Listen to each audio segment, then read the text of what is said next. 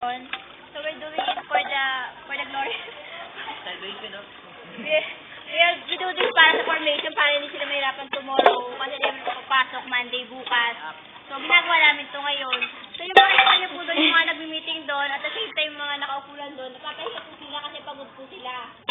And at the same time ngayon po dito napapakahirap para maghugas. Look po rin naman, puro pawis na nga po si Kuya Lloyd, oh. Tignan niyo po siya. Nahirapan na ako. Tsaka po siya, tignan niyo po, mahirap po umupo na ng ganyan. Mahirap umupo ng ganyan. Sana pagtapos na ito may chills na maglilibre sa amin. Opo, sana po. Salamat po sa Erica.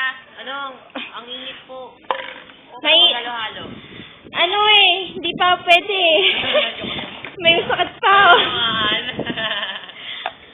Dapat nga, di ba Kuya Tolis, ikaw, mandilibre?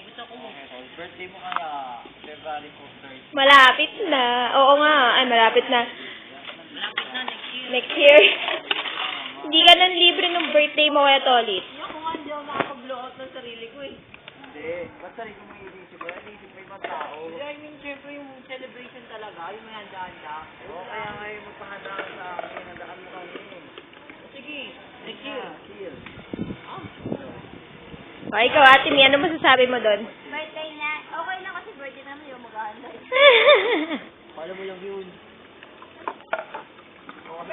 Birthday ko, imitado kayo. Hirap yung magamit ng formation kasi kulang po ang dami. Kapag naganda ka, Ate Carly, sabihan naman ang tatay mo, birthday na naman. Oo, magkain na naman ako. Late ka na lang kag-grad. Alam ng tatay ko makakita. Alam ng tatay ko makakita lang ng tao, tuwa-tuwa, lahat na sinishare. Buong buhay ko. Kaya, okay lang dito na ako mag-celebrate sa office. Gusto mo lagay yung Sana yung sinasabunan mo, dinalagyan mo lapit sa akin. ito, alay lang. Kasi ako yung nagbabalaw kung Ito na kasi yung baso ko yun. Dami yan, ah. Mag-dictator.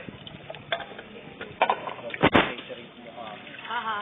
Umuwi na kuya ko. Ano naman tas ng DVD. Kuya ko may vlog video.